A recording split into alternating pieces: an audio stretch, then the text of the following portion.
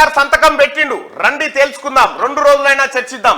BRS తప్పులు చేసి మాపై వేస్తుంది. రాయలసీమ లిఫ్ట్ ఇరిగేషన్ నీళ్ళ కేసీఆర్ అనుమతించిండు.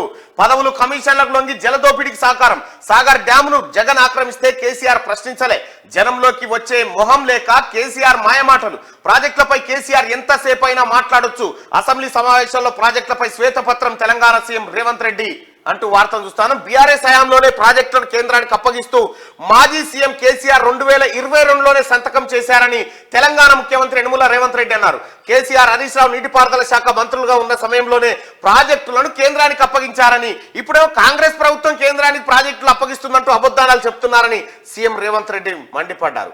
ఆదివారం తెలంగాణ సచివాలయంలో నిర్వహించిన మీడియా సమావేశంలో మంత్రులు కొండా సురేఖ, ఉత్తమ్ కుమార్ రెడ్డితో కలిసి ఆయన మాట్లాడారు. సాగునీటి ప్రాజెక్టులపై శాసన మండలి ఉమ్మడి సమావేశాలు నిర్వహించేందుకు సిద్ధమంటూ ప్రతిపక్ష పార్టీలకు సీఎం రేవంత్ సవాల్ విసిరారు. ప్రాజెక్టులపై శ్వేతపత్రం విడుదల చేస్తామని, వాటిపై 2 రోజులైనా చర్చను కంటిన్యూ చేసేందుకు రెడీగా ఉన్నామని, బట్టలు సైతం తీసుకొని సమావేశాలకు రావాలని సీఎం పిలుపునిచ్చారు. నీకు దమ్ముందా కేసీఆర్ గా ఇంటికి పోకుండా 48 గంటలు సుదీర్ఘంగా చర్చ పెడదామంటుండ అసెంబ్లీలో? వస్తావా?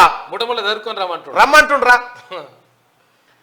కులగణన శురు. కేబినెట్ భేటీలో నిర్ణయం. వాహనాల నెంబర్ ప్లేట్లో టీజీకి ఆమోదం. 200 యూనిట్ల ఉచిత విద్యుత్, 500 గ్యాస్ కు గ్రీన్ సిగ్నల్. తెలంగాణ తల్లి రూపురేఖల్లోనూ మార్పులు. రాష్ట్ర అధికారిక గీతంగా జయ జయ హే తెలంగాణ. కొడంగల్ ప్రాంత అభివృద్ధి సంస్థను ఏర్పాటు. అడ్వాన్స్డ్ టెక్నాలజీ కేంద్రాలుగా 65 ఐటీఐ కాలేజీలు. సత్ప్రవర్తన కలిగిన ఖైదీలకు క్షమాభిక్ష పెట్టబోతా ఉన్నారు. కేబినెట్ భేటీలో పలు కీలక నిర్ణయాలు తీసుకుంది తెలంగాణ గవర్నమెంట్. క్యాబినెట్ సమావేశం అంటే గిట్లా కేసీఆర్ తాన క్యాబినెట్ మంత్రులు ఉంటుండే వచ్చే శనగబట్టాలు. క్యాబినెట్ సమావేశం అనగానే బయటికి మీడియా చూసినప్పుడేమో ఇగో ఇట్లా పైర్లు పట్టుకొని పోతారా, ఇట్లా పైర్లు పట్టుకొని ఇట్లా నడిచిపోతా ఉంటారు.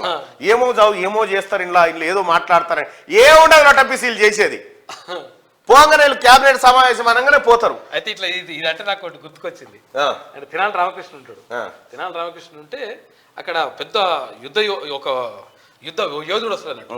యోధుడు వచ్చేసి నాతో ఎవరైనా గెలుస్తారా అట్లా ఇట్లా అని చెప్పేసి అంటారు అనమాట. అంటే ఎవరిని చూసినా ఎవరు దొరకరు దేశంలో. అంటే వాడు బాగా చాలా దేశాలలో ఇట్లా చేయించుకుంటూ వస్తాడు. అరే మరి ఎట్లా మరి వీళ్ళు నిలువరించడం మన నుంచి అవుతుందా అని చెప్పేసి అంటే తెనాలి రామకృష్ణుడు వస్తాడు. ఈయన పక్క ఎట్టుంటాడు వస్తాడు. వచ్చేసి నేనున్నా సార్ అంటాడు రాజుగారికి. అంటే అరే నువ్వేడనయా, నువ్వు నీకేమైనా మళ్ళీ యోధులు వారు అట్లా నాటిట్లా అంటే లేదు నేనున్నా అంటాడు. అంటే అరే సరే అని చెప్పేసి ఓకే అంటారు. ఓకే అన్న తర్వాత ఆయన ఒకటి ఇట్లా కట్టుకొని వస్తాడు. ఒకటి సొంత పుస్తకాల లెక్క ఒకటి కట్టుకొని వస్తాడు. ఒకటి సంచి పెట్టుకొని ఇట్లా వేసుకొని వస్తాడు. సంచి తీసుకొని వస్తాడు. సంచి తీసుకొని వచ్చిన తర్వాత ఆ సంచి ఆడ పెడతాడు. సంచి ఆడ పెట్టేసి అంతా నా సంచి చూసుకుంటుంది అంటాడు. అరే ఏంటిది అని సంచి చూసుకునేది అంటే అది నేను మల్ల యోధుని నేను చూసుకుంటాను అంటాడు. అంటే ఆ సంచిలో ఏమున్నదో చెప్పు అంటే సంచిలో అది వేరే ఉన్నది అంటాడు. సంచిలో ఏమున్నదో చెప్పు అంటాడు. తర్వాత మళ్ళీ ఇంకోటి ఏంటంటే నీకు ఎన్ని విద్యలు వచ్చు అని అంటాడు. మల్ల యోధుడు అడుగుతాడు. అంటే మల్ల యోధుని అడుగుతాడు ఈయన ఫస్ట్ రామలింగుడు. నాకు 64 విద్యలు వచ్చి అంటాడు. నాకు 67 వచ్చు అంటాడు. అరే ఇదేంటి బాగున్నది, నాకు 64 వచ్చు, నీకు 3 ఎక్కువ వస్తున్నాయి అంటే నేను నేర్చుకుంటా. ఒకవేళ ఆ విద్య లేదో నేర్పి నేను ఇటు నుంచి వెళ్ళిపోతా అంటాడు. వెళ్ళిపోతా అంటే మరి సరే అని చెప్పేసి అంటాడు. సరే అని చెప్పేసి మరి వెళ్ళిపోతావా అంటే వెళ్ళిపోతా. మరి వెళ్ళిపోతా అంటే ఓకే అంటాడు అని చెప్పేసి ఇట్లా అంటాడు. ఇట్లా అంటాడు అరే ఇదేంటి ఇదేం విద్యలో అది నేను ఎప్పుడు మల్ల విద్యలలో రకరకాలుగా విన్నా కానీ ఈ 64 విద్యలు ఇవేం కనిపించలే నాకు అట్లా అంటాడు. నువ్వేం బందోబస్తు ఏరగలెక్కున్నావు, నేనేమో ఇంత పిరగలెక్కున్నా, తీసి నన్ను బండ కొడతావు, నా పిల్లలు ఏడతారని చెప్తాడు. తర్వాత ఇట్లా లోపలే ఉన్నది అంటాడు. తిల కాష్టం అయితే బందిని అంటాడు. తిల కాష్టం అయితే బందిని అంటే తిలము అంటే నువ్వుల నారతో చేసినటువంటి ఏదైతే దునుపోతును కట్టేసి తాడుందని చెప్తారు అన్నమాట. అంటే ఇక ఆడు చూసేసి మొత్తం అంటే అనుకుంటాడు ఫస్ట్ ఈయనకేమో గొప్ప విద్యలు వస్తాయని అనుకుంటాడు. తర్వాత ఇది విన్న తర్వాత అరే అట్లా అని చెప్పేసి వెళ్ళిపోతాడు. అంటే ఈ మన రాష్ట్ర మంత్రులు కూడా ఏదో ఇట్లా పట్టుకొని ధనా క్యాబినెట్ మీటింగ్ కి ఎవరు ఈయన మహమూద్ అలీ, ఆ తర్వాత ఈ తలసాని సీనన్న, ఎర్రబల్ దయాకర్ రావు, సత్యవతి రాథోడ్ గారు ఇట్లా పట్టుకుని టక్క పోతుంటే ఎంత చర్చిస్తారో. ఆ ప్రగతి భవన్ పోతారు. ఇక ప్రగతి భవన్ పోయి కూర్చుంటారు లోపల.